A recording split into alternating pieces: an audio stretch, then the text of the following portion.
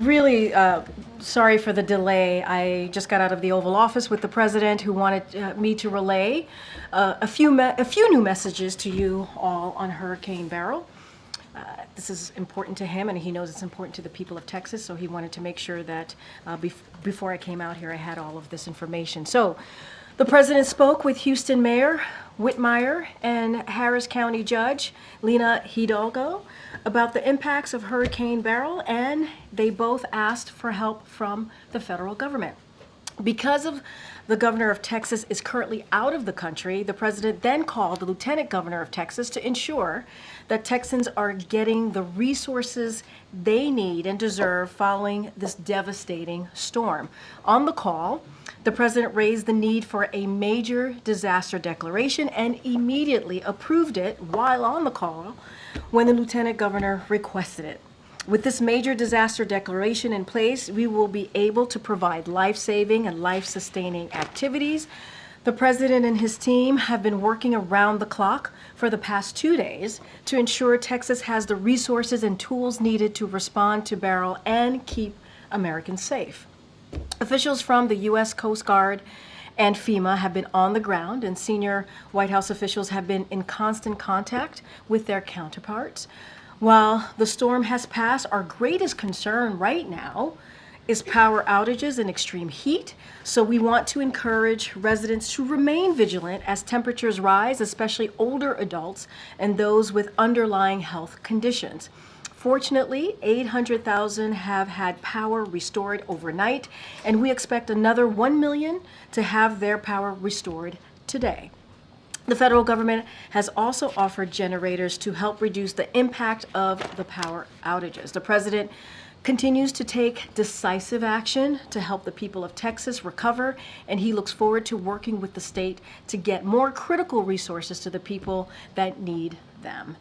I also want to share one additional scheduling item with all of you as well at the top. In addition to many NATO meetings we announced yesterday, on Thursday afternoon, President Biden will meet with President Zelensky of Ukraine to discuss our unwavering support for Ukraine as it continues to defend itself from Russian aggression.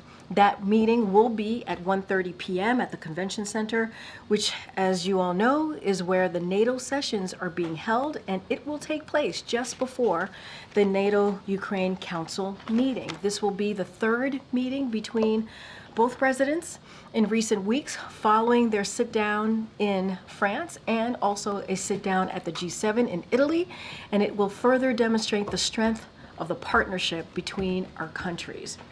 And finally, just a personal note here, I want to say a few words about Sam Michel here, who served as acting deputy press secretary for a good part of this year. We are sad that today is indeed his last day, but we are so grateful for his service, and he has been an incredible colleague. We were lucky to have him on our team, on our press team. His sharpness, his ability to stay calm under pressure, and his strategic thinking has been a real asset to us all. Sam, you will be greatly missed. Thank you so much for being on the team and stepping in when we really needed you. Okay, all right, Sung Ming. Thank you. I just wanted to get a clarification on the letter that was sent last night. Sure, absolutely. From Dr. O'Connor. And you can correct me if I'm wrong, but it didn't seem to explicitly describe the nature of Dr. Kennard's meeting with Dr. O'Connor. So can you say whether that one meeting was related to care for the president himself? I can say that it was not. It was. Okay, that's great. And can I just ask why that information that was released last night just wasn't said at the briefing yesterday? Well, no, actually, a lot of what is in the letter was said at the briefing, to be very, very clear. I said many of the things that were laid out in the letter was actually repeated right here behind this lectern at this podium yesterday. It was what said that. Hold on. I said many of the things, and we got clarification, obviously, from Dr. O'Connor, but it was in line with what I said. When I said only 3, right? I said only 3 visits that this particular doctor had. I said a neurologist. What I was not able to confirm is the name, and the reason why is because we do not share private information. That is something that we respect. And we wanted to make sure that we protected our consultants here that work with the White House Medical Unit, their security as well. And so that is the one thing that I was not able to confirm. Obviously, Dr. O'Connor's letter confirms that, but we had to get permission from Dr. Kennard and also the president in order to put that information. And it is not normal, and that also states that in Dr. O'Connor. But many of the things that I said right here at this podium is in the letter. And can I just also ask a little, this is the second time in less than a week where the briefing had prompted a need for later clarification on questions about the president's health. And I'm just wondering if you could speak to. So I disagree. I disagree, Sungming. It's not. Yesterday, a lot of the things that I said right here in this briefing room, I know you were not in the briefing room, it's in the letter. It was in the letter. It was being incorrectly assumed and insinuated that the president had seen Dr. Kennard more than 3 times. I said that it was only 3 times that the president had seen a neurologist. I didn't confirm the name, but I did say it was only 3 times. It was being incorrectly assumed and insinuated that the president was being treated for Parkinson's. I said right here that the president was not being treated for Parkinson's. I actually went a step further and said he wasn't taking medication for Parkinson's. I said that right here. It was also being assumed and insinuated that Dr. Kennard was someone who only worked on Parkinson's when in fact he's a general neurologist. That was something that Dr. O'Connor was actually able to confirm, that he was a general neurologist, not in fact a general neurologist. And we also wanted to we just wanted to set the record straight. And so, you know, it is important. We believe it was important to all of you. I actually even said here at the podium, if there was more information that we could provide, we would do that. We would do that. And we did. But many of the things that I said right here is in the letter. Is in the letter. Does the president feel like he's beat back this effort to force him to step aside? Look, you know, you heard the president yesterday when he called into Morning Joe, did about 18 minutes of Q&A yesterday morning. He spoke very, very, I think, forcefully, passionately about where he stands, about how he sees things moving forward. And we also have said many times, we respect members of Congress, we respect their view. But I also want to say there's a long list of congressional members who have been very clear and in support of this president, whether it's the CBC, who gave a full support, the Congressional Black Caucus, for folks who are watching and are not sure what CBC is. They were very much supportive. They said, we think that, this is Representative Joyce Beatty, to be clear, we think that the call went extremely well. The president was very responsive. Representative Troy Carter, who's also a member of the CBC, he was elated to hear directly from the president and that he is all in, and we are all in with him. You got a Congressional Hispanic Caucus. They put out a statement in full support of this president, and there are others. And so, look, he is going to focus on continuing to work on behalf of the American people, continuing to build on an unprecedented record that he's been able to get done with many of these congressional members that he's proud to have worked with.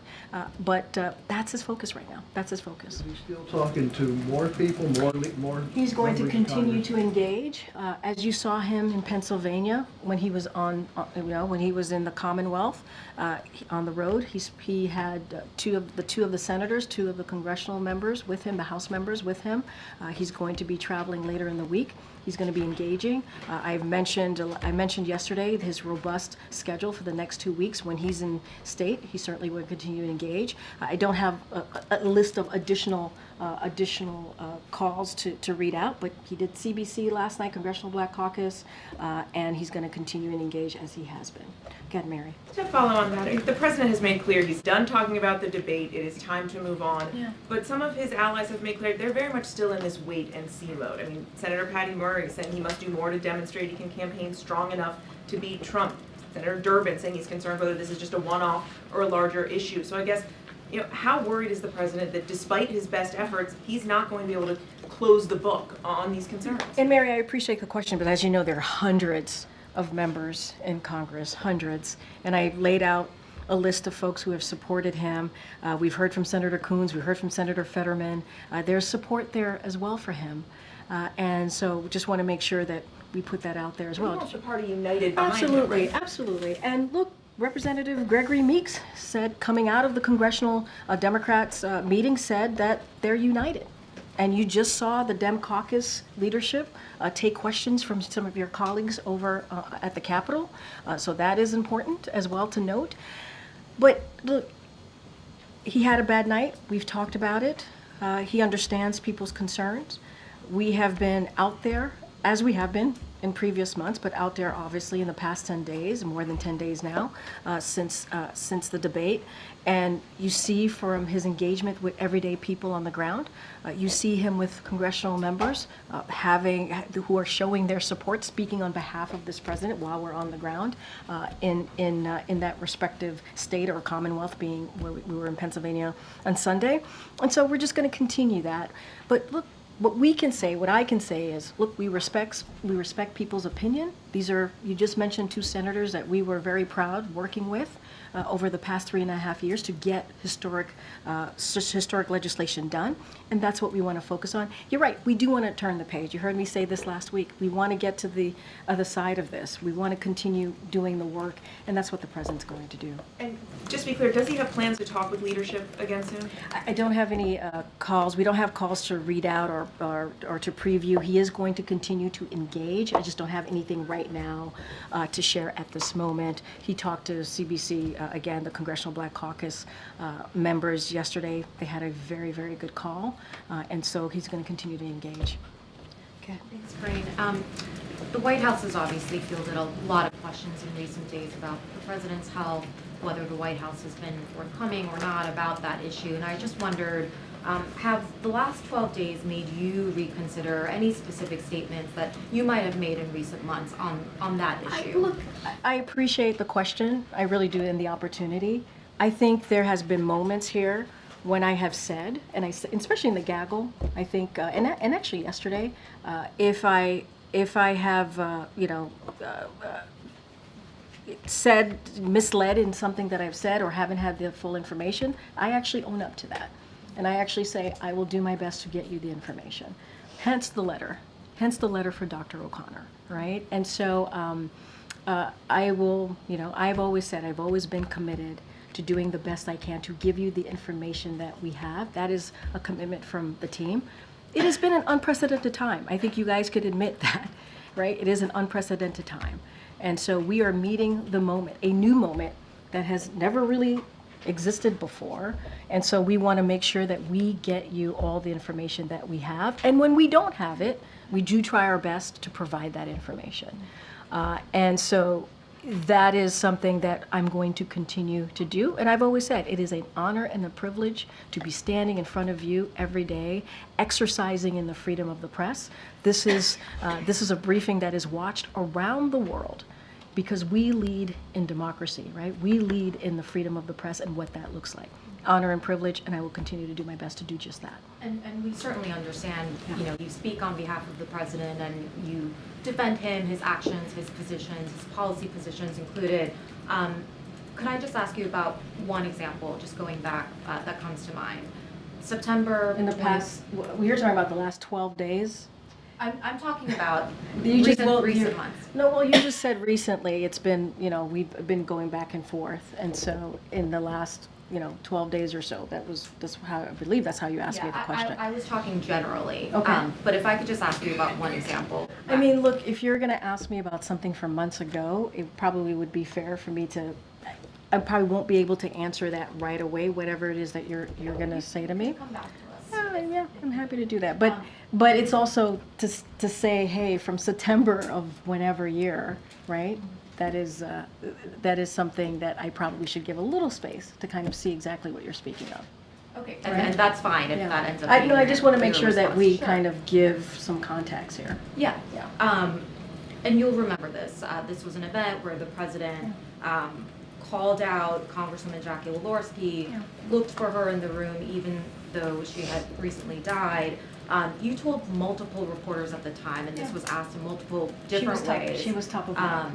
Right. Yeah. It was because she was top of mind for the president. I mean, would you, on that example, would you offer a different explanation? I would not, because honestly, I spoke to the president right before coming out that day, and that is what the president told me. It's not something that came from me. That is something that came from the president. So he was saying even as he was She- looking for that- her in the moment, it wasn't a She was misspeak? top, she was top of mind. Okay. That is coming, as you just said in your question, I speak for the president. I speak on behalf of him.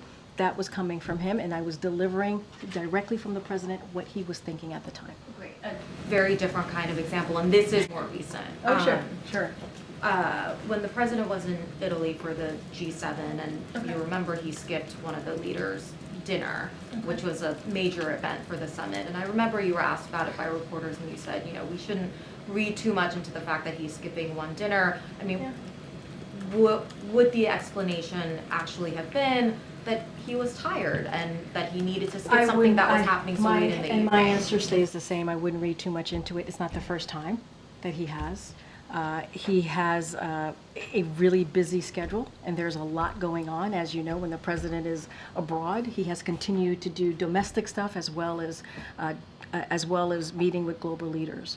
And so I truly would not read too much into it, and I will leave it there. Okay, I have a very final question on the annual Sure.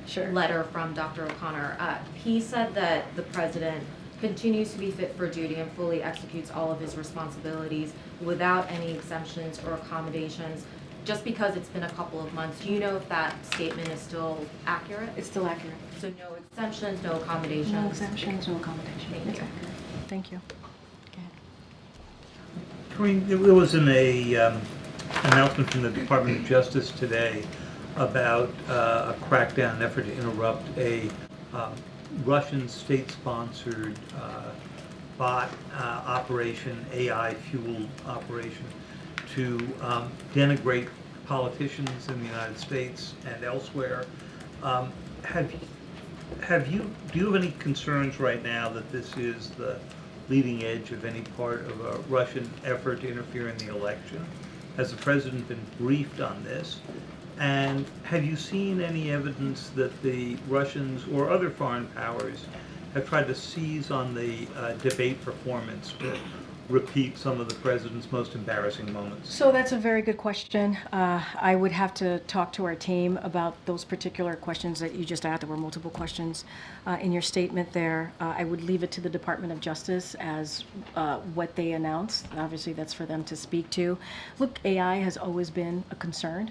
That's why the president made some announcements recently, to take executive action on how we can deal with AI. We want to see more action, more fulsome action legislatively from Congress. And that is something. It is a cutting edge technology that we need to get our hands on and get a better understanding of what it could potentially do, and so that is something that the president certainly is looking to make sure that we deal with this in a full whole of government way. On those particular questions, I would have to check in with our team here, and obviously whatever's related to the Department of Justice in that statement, I would refer you to them. Yeah, Ms. Green. You said just a minute ago that the president wants to turn the page on the last couple of weeks and get to the other side of this, where the White House wants to. Has President Biden seen enough support over the last 36 hours from fellow Democrats in Congress to now start turning the page and look ahead? I mean, what's his reaction been to what he's seen since Congress has gotten back? I mean, it's very similar to how I answered the question to one of your colleagues. He's very much focused on what's ahead, right? He's very much focused. He has a fulsome, robust schedule in the next 2 weeks that we laid out for all of you. He wants to focus on that, the messages that he wants to come out when he goes to Texas next week, when he goes to Vegas next week. He's going to be on the road on Friday as well. And I also want to say, look, he is proud of the Congressional Black Caucus, who said they have, he has their support. The Congressional Hispanic Caucus did the same, and other members of Congress, obviously. And so, look, he wants to move forward. As your colleague said, definitely unite the party, continuing to unite the party. We heard from Representative Meeks, who said that Democrats, the Congressional Democrats, came out of the meeting today united. I think that's important to note. But the president's going to move forward. He's going to move forward, and he's going to continue to go out there, engage engage with the American public like you saw him do in Pennsylvania, and he's going to stay focused on that. Does he feel like he's weathered this storm, so to speak? Look, I think that he is more determined than ever to continue to get the job done, to continue to build an economy that works for all, to continue to make sure that we have a middle class, right, that is strong, right, that we don't have a trickle-down economy, that we economy that's built from the bottom up, middle out. That's what he wants to continue to do. I think this week with the NATO summit, the 75th year of NATO, let's not forget, NATO has helped to protect Americans and also protect the world and what it's been able to do for the past 75 years. You're going to see the president engaging with 32 leaders of this alliance. I think that's really important. That's, again, on behalf of the American people. So he wants to do that. He has a lot on his mind, and as it deals with making sure we deliver for the American people, that's what he's going to focus on. Okay, Peter, I know we had our chat yesterday. Yes, thank you, So go Corinne. ahead. Does President Biden commit to serving a full second term if reelected? Yes. Thank you. We know the president says that his health is fine, but it's just his brain, and that he's sharpest before He was 8. joking, by the way. I just want to make sure that that's out there. And people, What's the joke? he was making a lighthearted joke as he was That he has speaking problems with off. his brain. He's speaking off the cuff and he was making a joke. You know the president. He likes to joke a lot. He's Okay. the same guy who says, "I know I look 40," right? So he likes That's to a make joke. jokes. It is a joke. Okay. I think people laugh when he says it. Well, he So it also is a said joke. he's sharpest before 8 p.m. So, say that the Pentagon at some point picks up an incoming nuke. It's 11 p.m. Who do you call? The First Lady? He has a team that lets him know of any news that is pertinent and important to the American people. He has someone or that is decided, obviously, with his National Security Council on who gets to tell him that news. So, Kevin McCarthy just said that when he was the speaker, many times when we had meetings in the Oval Office, Jill was there as well. When the First Lady's in these meetings, is she making decisions or is she just No. advising the president? No, the president is the president of the United States. He makes decisions. Okay. Another family member, President Biden has told me before, he and his son don't have any business dealings together. So what is Hunter Biden doing in White House meetings? Are you talking about the meeting where they came together from Camp David and the two of them walked to the president's meeting and he was there? There's a report that aides were struck by his presence during their discussions.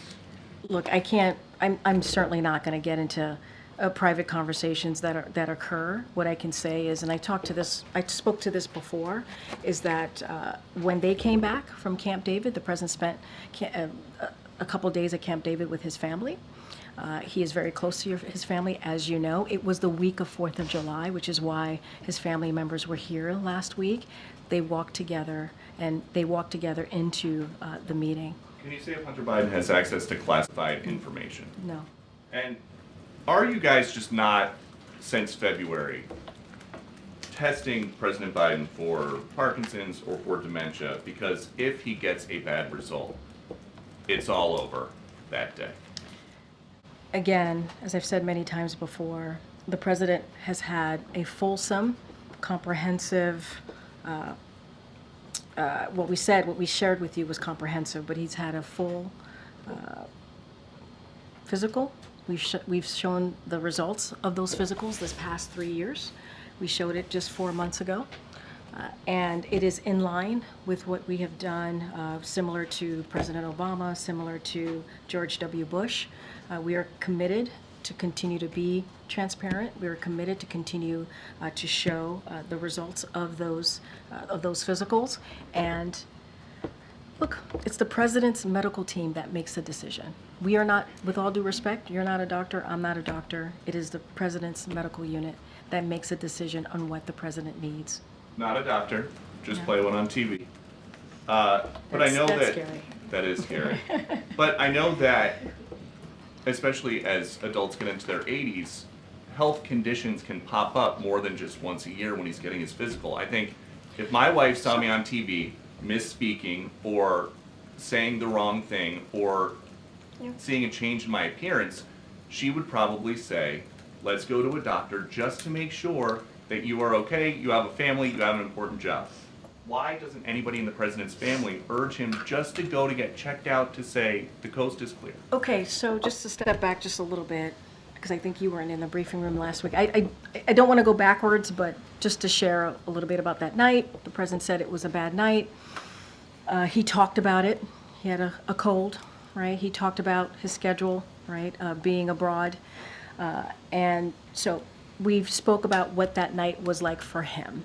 And we understand what the American people saw, what you all saw. We've spoken to that. And I also would say, and I think you know this, Peter, you've covered a couple of administrations at this point, that the president, every president, has a White House medical unit that is with him 24/7, that is available to him 24/7. That is unlike any other American, right? That is not the norm. That is uncommon. Just down on the other side of the colonnade is where the medical unit is. And I did share that the president checks in while he's exercising with his doctor a couple times a week. And so he has that. He has something that majority of Americans, all Americans I would probably argue, don't have, which is a full medical unit that is with him at all times. And he gets a full physical, annual physical that we share with all of you. And that is very different than an everyday American who sometimes they're lucky if they can go get a physical. They have to get into a car. They have to take public transportation. The president has, again, a medical unit that's with him here at the White House and travels with him. So I guess the question is just, you're saying this is not a situation where you would rather just not know if there is an What I issue will with the tell you president? is- Because if he No. does get a bad result, it is all over. He has First to of all- leave office first of right all- away, can't run for re-election. First of all, it's a hypothetical, right? That you're giving me a hypothetical. But I will also say, just to clear this up, the White House medical unit, his doctor, they don't believe that he needs anything more than what we have been able to provide. A full, detailed, very comprehensive physical that he had 4 months ago. It is their decision to make. It's not yours, it's not mine. It's the White House medical unit. Okay. Hi, Corinne. You mentioned that the Democratic Party was united, perhaps leadership, but a lot of rank and file Democrats have a lot of concerns. One of them, Steve Cohen, said today, not only are they not on the same page, but they're not even in the same book. Is the White House concerned about that? Look, I've said before, right, we respect congressional members. They have their opinions. We respect their opinions. Many of them that we had opportunities to deliver really good results on behalf of the American people. But there is the whole Congressional Black Caucus. They support the president. The Congressional Hispanic Caucus support the president. Those are pretty impressive numbers. Senator Coons, Senator Fetterman support the president. There's also another list here that shows support for this president. You're going to have some congressional members who feel differently. That is up to them, right? The president wants to continue. He's going to have those conversations. He's going to engage with congressional members. He's going to continue to do that as he has. That's not going to stop. Obviously, the campaign is doing their work. We're continuing our engagement with congressional members as we do pretty much all the time on whatever issue we want to work with them on. So that's not going to change. You heard from AOC, the Congresswoman from New York. She said, the matter is closed and I support him. Right? You heard from Maxwell Frost, who was on CNN today, was very supportive on CNN. So you do have others out there, just today or yesterday, giving support to the president. I can't, you're mentioning one person, but there are others as well. Yeah. On a separate topic slightly, Cedric Richmond this morning, he said that the debate stage was words, the debate stage was performance. I would say look at actions and accomplishments. President's allies have made some version of that argument to not pay attention to what he said on stage, but what his accomplishments are. But when you're the president of the United States, don't words matter? So, when you're the president of the United States, I think any leader, right, especially including a former president, your words do matter. You're 100% correct. The president has owned up to that night. He said it was a bad night. He said this. He said this many times. He's even said he screwed up. So those are the president's words. That's all I can give you at this time. We do believe that we should not just look at the 90 minutes. The president has done more than any other modern day presidents, administrations. Historic things have gotten done. When I was watching the Democratic caucus, they talked about $35 insulin, right? Capping that. When you think about seniors who were paying hundreds and hundreds of dollars, we were able to get that done because of a very important piece of legislation that we moved through, right? And only Democrats made that happen. That's also because of the leadership of this president. And that's just one. That's a bipartisan infrastructure legislation. There's the CHIPS and Science Act. There's the PACT Act for our veterans. I mean, there are things that he's been able to do that elected officials, presidents before him have been trying to do and could not get done, beating Big Pharma. So there is a long list of impressive things that this president has been able to get done, getting us out of the pandemic, that we do believe is important to note here as well as an accomplishment of this presidency. Another question that I don't think has been asked, correct me if it has. The White House and also the campaign has said that he had a cold that night.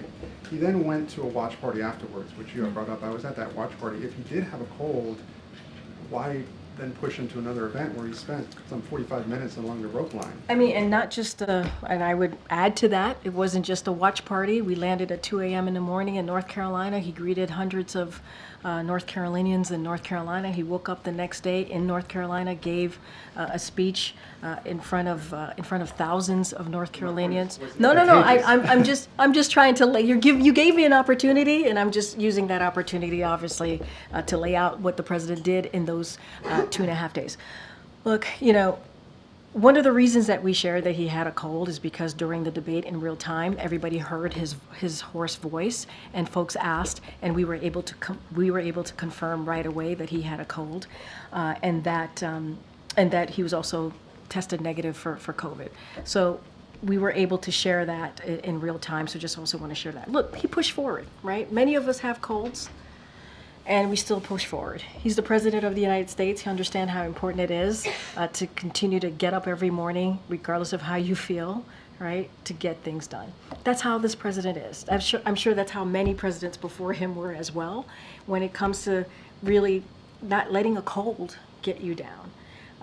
And I think that's also why he pushed forward in the debate also on that night. So look, he pushed forward, tried to get things done, wanted to make sure that he had an opportunity. People who watched him do a debate, who were waiting for him, people at 2 o'clock in the morning in North Carolina who were waiting for him, he wanted to make sure that he engaged with Americans.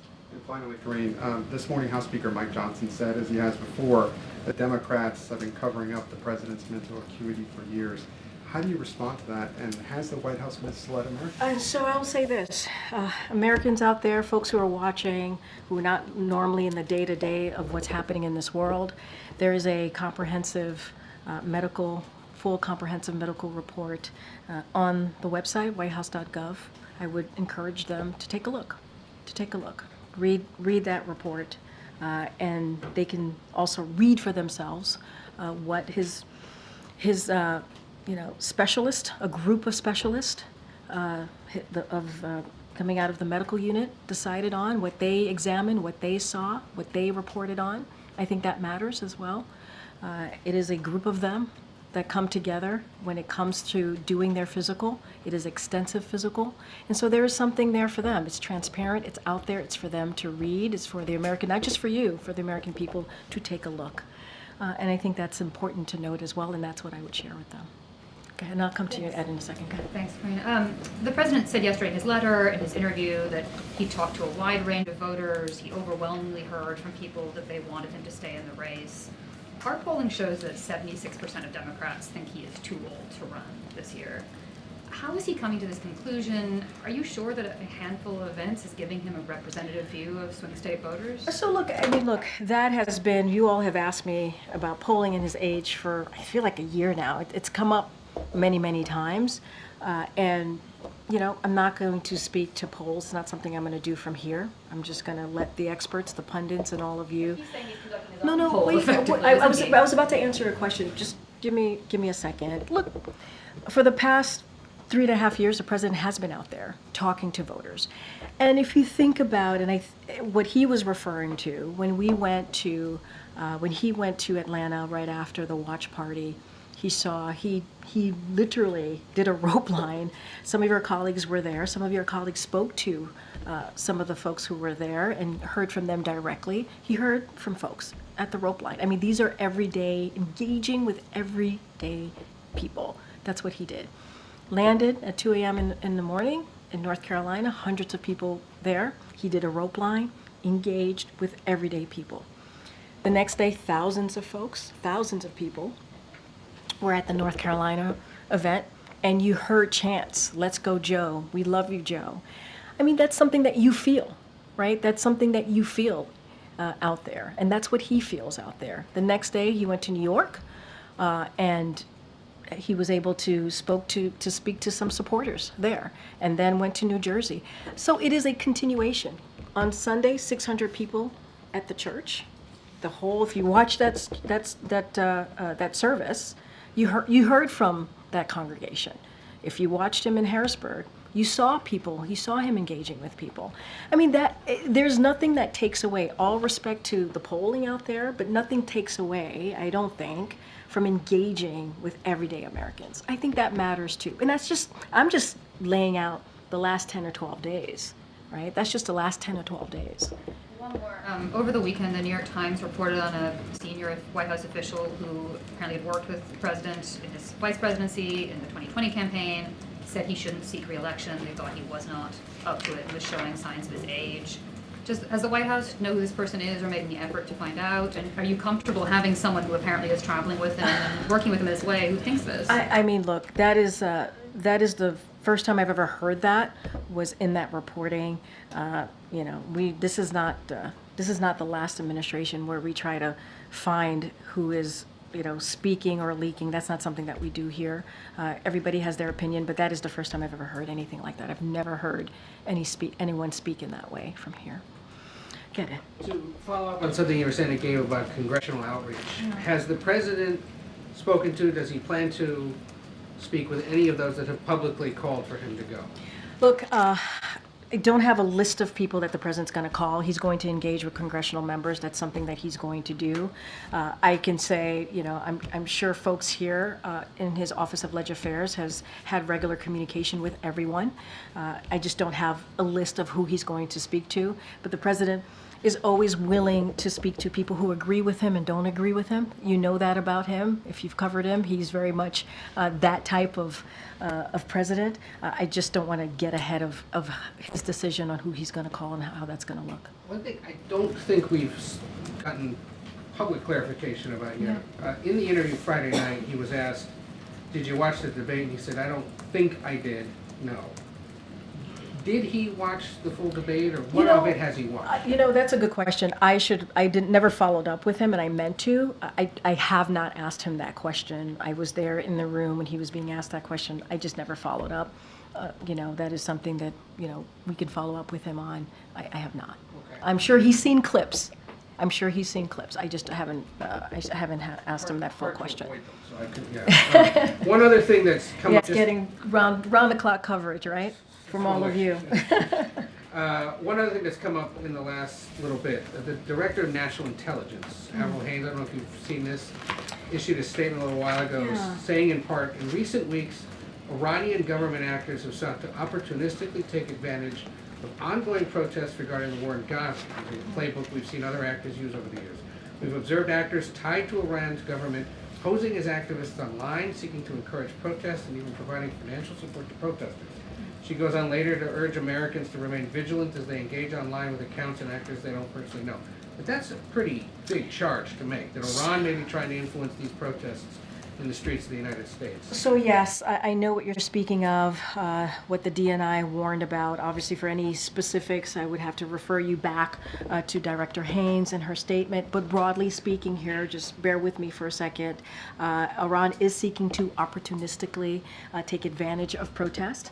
So I want to echo the DNI's remarks today. Americans across the political spectrum acting in good faith have sought to express their own independent views on the conflict in Gaza. The freedom to express diverse views when done peacefully is essential to our democracy.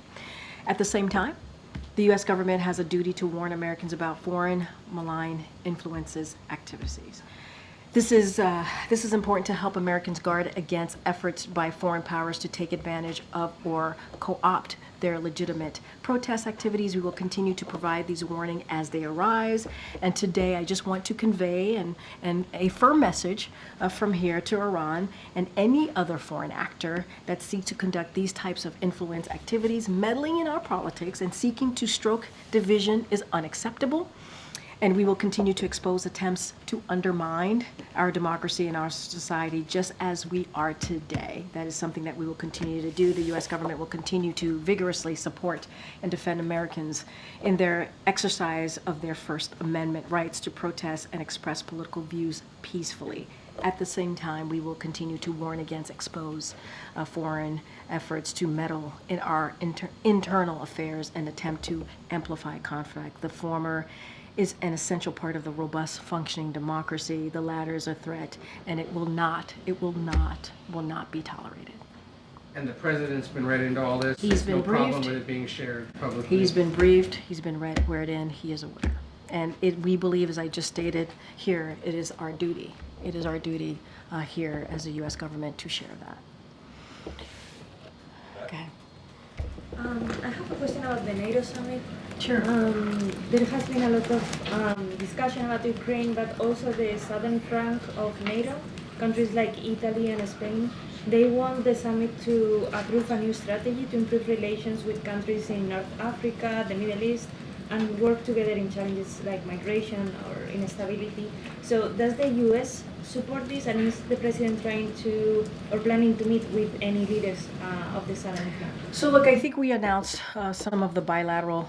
We announced the one with the UK Prime Minister. I just announced with President Zelensky.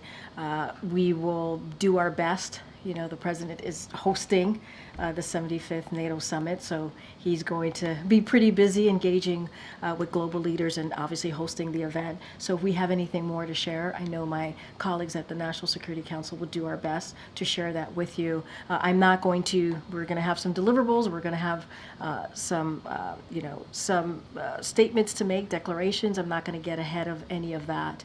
So I'm just going to let this summit begin and let the president actually lead these in the next couple of days. Does the president support this strategy? It has been out there. What I'm saying to you, I'm not going to get ahead of the summit. We're going to have many conversations, many meetings here. I just want to be super mindful. You also asked me about any other bilateral engagements. We've already announced two, and so just don't want to get ahead of anything else. Things happen. When the president is there, he gets pulled to the side. We do pull-asides. We try to share them in real time as quickly as possible. I just don't have anything to share outside of that. Okay. Sticking with NATO, are there any details you can share on President Biden's meeting with President Zelensky? Just any details on potentially what they might discuss? If Biden had said he would announce new air defense for Ukraine, will that come up at all? We will definitely, there will be more air defense that we will be announcing. Don't want to get ahead of the president. Look, you saw, as I announced at the top, you saw the president do a bilat with President Zelensky in France and also at the G7. It is always, obviously, part of those conversations is to continue to show our unwavering support for Ukraine. The president has led in this effort globally, right? If you think about NATO and how the strength of NATO and how it has grown +2, and how we have been able to have a stronger alliance than we've ever had before. That's because of this president. And backing, obviously, behind Ukraine, that's because of this president. So our support continues to be unwavering, and we will have more to read out from that bilat. And as of It's the 75th anniversary, it's here in DC, obviously, but what does the success look like for Biden, given everything that is going on in kind of the debate aftermath? Kind of, what is he measuring? So I'll say this, and I've said this many times before as it relates to foreign leaders. And look, I'll say that the foreign leaders have had an opportunity to see what the president has been able to do in the last 3.5 years. They've seen that certainly up close and personal the last 3 years. And they know that they are dealing with a president who has been effective and has been able to get things done. I just talked about NATO and the president's leadership and how we've been able to strengthen NATO, make sure that we invigorated the NATO alliance, and that we've been able to see in the last 3.5 years. So the president wants to continue to strengthen that partnership and strengthen those alliances. Obviously, it's not going to just be NATO allies here. We're going to see others. For example, Japan will be here on Thursdays, and other heads of states. I believe there's going to be 38 heads of states that will be here, and so we want to continue to strengthen those relationships, and that's what the president wants to see. It is an important year, the 75th anniversary, and I think all of the work that the president has been able to do will be on full display. Just one last question. If the president's health were to decline rapidly next week, just kind of out of the blue, have you had any conversations with him, or has he made any comments on if Absolutely he would not. step aside? That's a hypothetical. No. Okay. During stay on the NATO summit, while the summit, of course, is being held in Washington, China is criticizing NATO as the relic of Cold War. It's causing a high security risk to the world and the region. What is the White House response to this? So look, Russia's aggression against Ukraine poses a threat to transatlantic security. That's what it does. And it shows how critical the NATO alliance is and how important it is to continue to make sure that it is strong. And that's what the president has been able to do. I am not surprised, we are not surprised that China doesn't understand that though considering how they are actively enabling, right? They are themselves enabling Russia's war in Ukraine, so it doesn't surprise me or surprise us that statement was made. But look, NATO is an important alliance. It's been around for 75 years, protecting U.S. Americans, American citizens, but also the world. And so we are going to continue to strengthen that alliance. Second question. Indian Prime Minister Modi is visiting Russia. We all seen the footage that he's hugging, being friendly with Putin, also seeking deepen bilateral relationship. We see that, saw that Ukrainian President Zelensky already expresses disappointment. Is the United States concerning that India, as a U.S. ally, might be actually adding Russia, either unintentionally or intentionally? I believe my NSC colleagues have spoken to this. I'll just add that and just reiterate that India is a strategic partner with whom we engage in full and frank dialogue, including their relationship with Russia. And we've talked about this before. So we think it's critical that all countries, including India, support efforts to realize an enduring and just peace when it comes to Ukraine. It is important for all our allies to realize this. And so we also believe India's longstanding relationship with Russia gives it the ability to urge the President Putin, to end his brutal war, an unprovoked war in Ukraine. It is for President Putin to end. President Putin started the war, and President Putin can end the war. Okay. Thank you, Karine. A couple questions on unrelated subjects. First, there's been some reporting by my colleagues in the British press that His Majesty King Charles would like to visit his grandchildren in California and could do so in conjunction with a state visit. Has there been any discussion, or will there be any discussion between President Biden and Prime Minister Starmer about such a visit? So I don't have anything to share. That is something, obviously, that the State Department and NSC would certainly engage on if that were to be the case. As you know, the new Prime Minister will be here for the NATO alliance. I just mentioned that there will be a bilat between President Biden and the new Prime Minister, so the President looks forward to that. An upcoming visit that involves the King Charles. I don't have anything to share at this time. Okay, next question. The President yesterday on Morning Joe said he wanted to make sure that the the average voter out there still wants Joe Biden to be running for president. And you've rattled off a long list of campaign engagements that he's had over the last 10 or so days since the debate. Those engagements, whenever the president travels, whether it's part of the campaign or official travel, there are advance teams. People who get near him are screened either by the Secret Service or the campaign or both. So how are these groups of people he's meeting with supporters of his? They are supporters. They get to these official events, these official campaign events. They are known to be supporters of the campaign. They self-select by coming to his events. How are groups of people that come to his events, make the time out of their day to do that, and are vetted by the campaign and allowed into these events, representative of the average voter? And then I have one more. So look, I'm going to be really careful because you're asking me a political question. You would have to talk to the campaign on how the process works, right? No, wait. Give me a second. Give me a second. On how that process works, on who's at these campaign events. So I just want to make that clear because I have to say that from here and make that clear. I would remind you that 14 million people, this is something that I can talk about, voted for the president in the primary. That's 87% of the vote. That matters. Those numbers matter.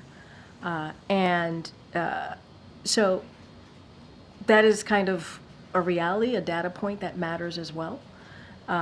And so I'll just leave it there. But I think it does matter. I hear the question that you're asking. He's still engaging with everyday people. He's still hearing directly from them. They're still sharing information, sharing how they feel, sharing how they see the future of his presidency, and I think that matters as well. As far as who's in the room, how that comes together, who's in front of him, you would have to speak to the campaign about that. Last thing, you've described his engagements with Dr. O'Connor on a regular basis as check-ins. That's what you described him having after the debate, a check-in versus an exam. Can you elaborate on what the difference is between a check-in and an exam? At these check-ins, does Dr. O'Connor or another staff member take the president's vitals or anything like that? So I've talked about this on Friday. They're verbal check-ins with the president. They check in. As the president's exercising, that's usually how this happens. And they're not a medical exam. I said this already. I've cleared that up. It's not a physical. It is a verbal check-in that the president does multiple times with his doctor. It's normally as he's working out. Does anyone from the medical unit take the president's vitals on a regular basis? What I can tell you, he gets regular check-ins. He does regular check-ins a couple times a week with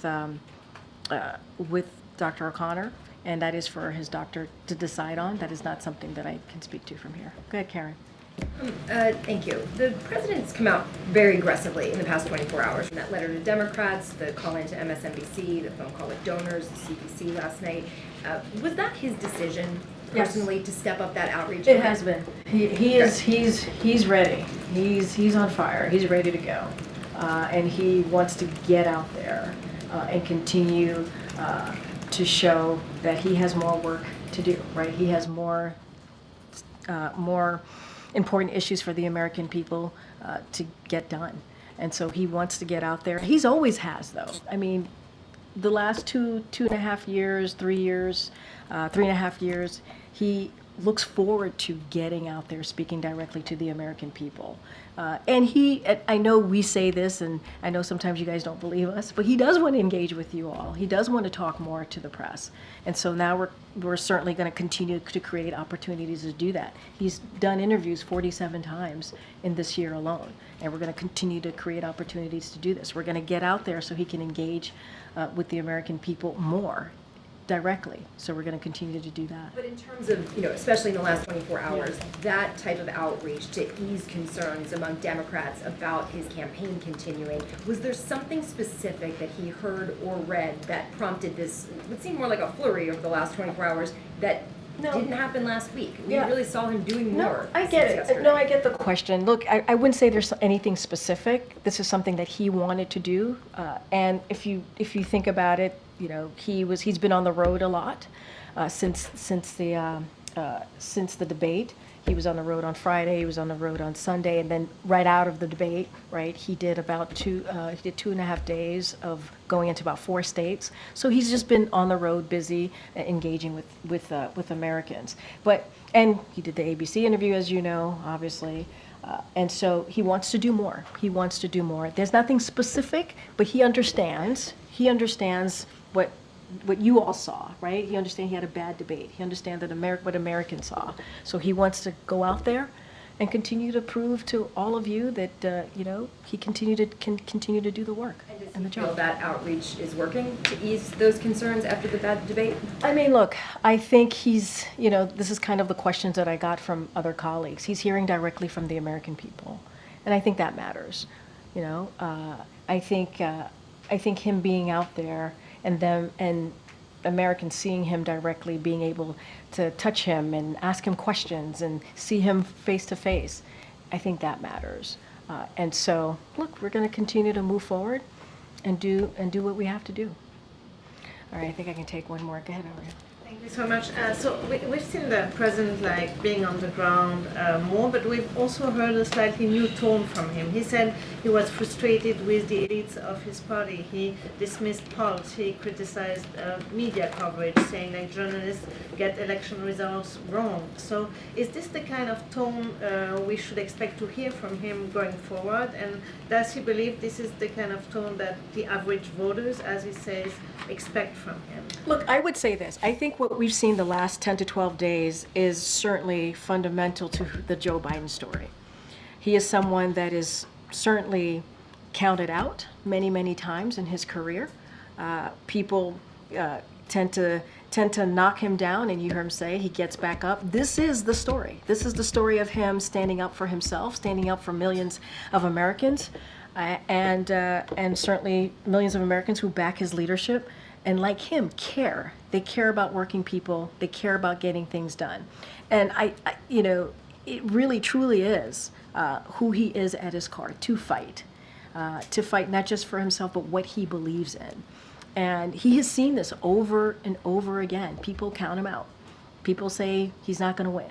People say, you know, all of the negative things that they want to put at his feet, and he proves them wrong over and over again. You think about 2020.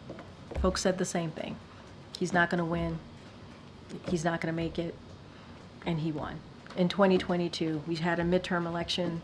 And going into that midterm election, it was supposed to be a red wave. There wasn't a red wave. Happened in 2023. Now we're in 2024. And he's going to continue to fight. That is his commitment. That is quintessential Joe Biden story. That is fundamentally who he is to continuing to fight. All right, thanks everybody.